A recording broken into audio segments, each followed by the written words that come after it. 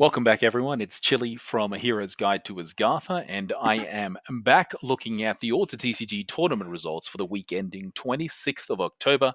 For those of you that have been looking at my YouTube videos, yes, I have loaded 3 of these today, and the hope is that I can get through the rest of them and catch up over the next day or two. So let's have a look at what we had this week. It is a shorter week given Worlds happened on the week prior and we had people coming back. So therefore, from an AWOL perspective on the 20th of October, there was no tournament held. So nothing was there available. Surprising to me is you can still hold the tournament with no cast, but it was chosen not to do it. And right now, we also know the announcement has been made that AWOL is disbanding, and we will have a look at other people joining some tournaments. I'm trying to see what I can do to help out on the Americas side or for this time zone over here. And I know that AA Altered Aces are looking at what they can do to cover the Monday slot on their end as well. So here's hoping things will go well, that we can continue to give back to the community or bring these tournaments to the community that bring us together. And then as we hear more announcements from Equinox on what they're going to do for the competitive scene, now that season 5 or set 5 is approved. We got the 2.5 million euros we needed. And congratulations to Equinox. Congratulations to us, because this game, once people play it, they love it and it grows. So let's have a look at League Latam being our first tournament that we have some players for. Week 19, once again, people moving their way back from Worlds. So some of these tournaments may not be as high as they normally are. And we're still keeping to around about the 20% composition of Skybound Odyssey. There were 4 players that went 5-1, no undefeated, Zind on Kojo and Buddha, after use Juan JG on Izuri, after use Victor Mota on Sigismar, and Ruem on Sigismar, all going 5-1. Unfortunately, we do not showcase any of those decks today unless they go undefeated. This is also the same issue we had with AQZ Nook Blitz Season 3, Week 3. 22 players, a very large reduction on this one.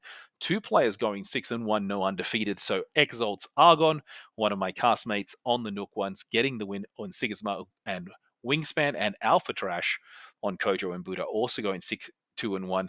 This had a bigger composition of Skybound Odyssey as people started seeing what they saw in Worlds, replicating on and really coming out.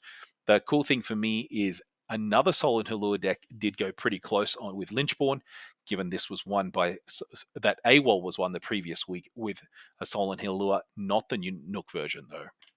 And then Road to Valhalla is our first tournament where we'll be able to get a chance to look into a deck on week 8, Tuesday, the 21st of October. 55 players, really decent. These guys are getting a great turnout in their tournament by, I believe it's Northern French people that are running this. Congratulations. I wish there was an English cast that I could listen into, but unfortunately there is not. Maybe that's something that can be looked into for the future. Traced and Rossum with Gotem.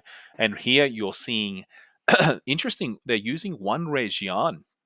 Don't normally see that in a Trace and Rossum build. They also have a unique one, 3 Pajus, and then Inari also making its way here. From a perspective, there's a lot of different things. One Sticky Note Seal, uh, and that's really useful against hunger decks, so you can at least get rid of their hunger when it's played. The 2 restocking station, abandoned depot, and an Aeroloth Wreath, and also the Ouroboros Lyra Bastion. So is this a deck that just wants to resupply as much as it can, making the choice on what they want to keep? Very interesting. So the Lyra Chronicler being the first unique 3/4 for 032 when played from anywhere, resupply, and when I leave the expedition zone, sabotage. The next is Jan Assembly Overseer, 3/1 for 220. When played from reserve, you may activate the from anywhere the arrow ability of target permanent you control. And then Baku, 5/4 for 222. You may discard a card from your reserve. If you do, target opponent discards a card from their hand. And when I leave your reserve during the afternoon, if you control 2 or more landmarks, create a brass bug 2/2 robot token in target expedition.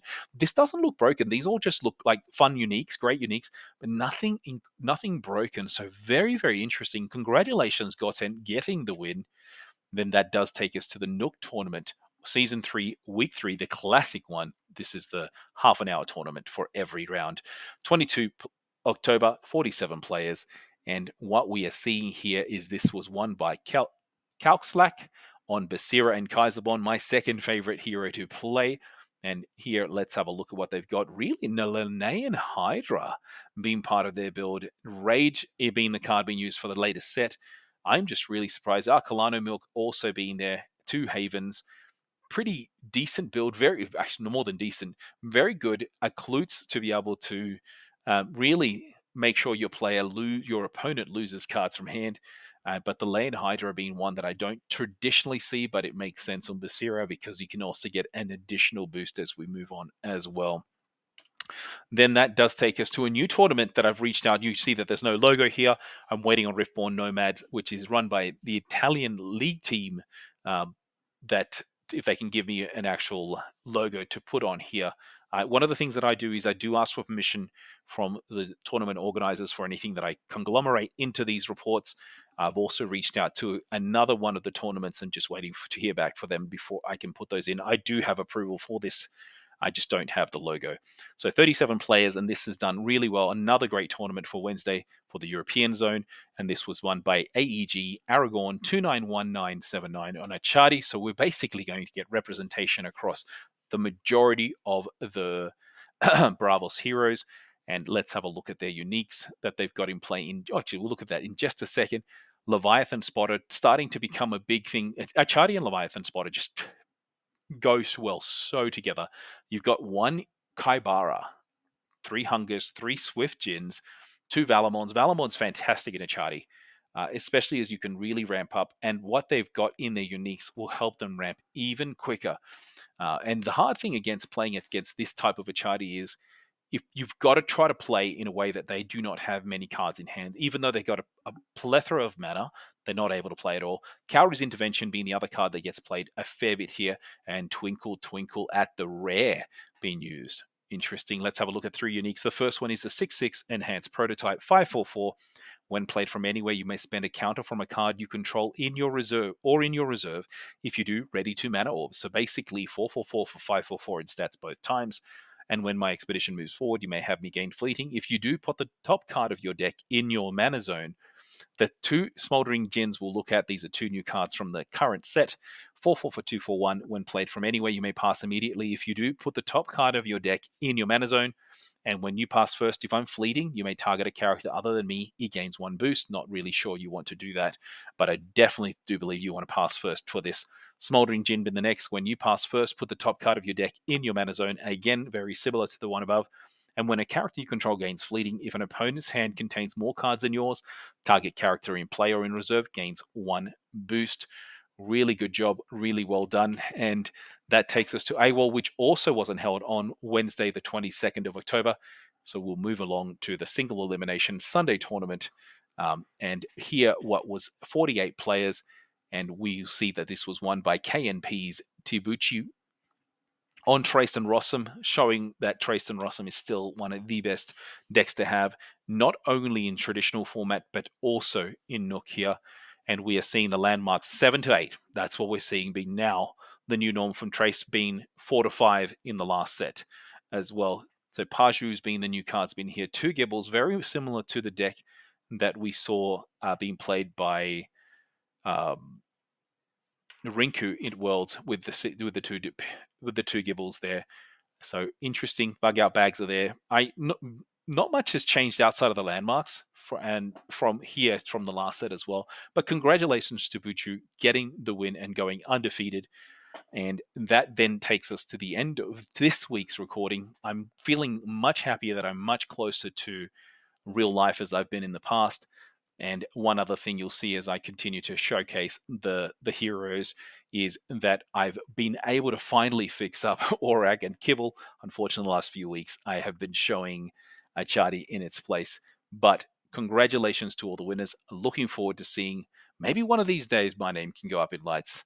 Have not won a tournament that I put up. I do not put my own tournament, which is the Hero's Guide to Asgartha, or all the rapid fire tournaments that we have in play, given there are only 3 rounds. And my goal is to really, once the Americas one has more representation, we'll put that in there.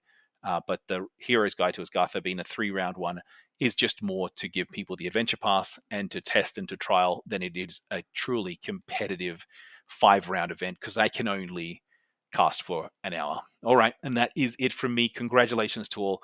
Looking forward to seeing you all soon.